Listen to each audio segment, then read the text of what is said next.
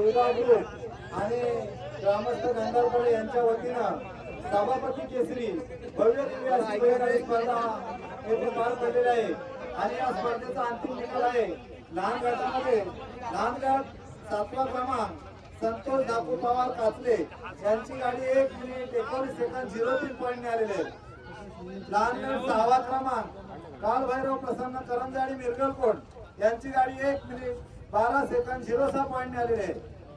लहान गट 5वा क्रमांक शाबाज शबीर लाडगे किंदोली यांची गाडी 1 मिनिट 11 सेकंद 69 पॉईंट आलेले आहे। लहान गट 4वा क्रमांक नंदन राजेश वाडकर गोंडाले यांची गाडी 1 मिनिट 10 सेकंद 96 पॉईंट आलेले आहे।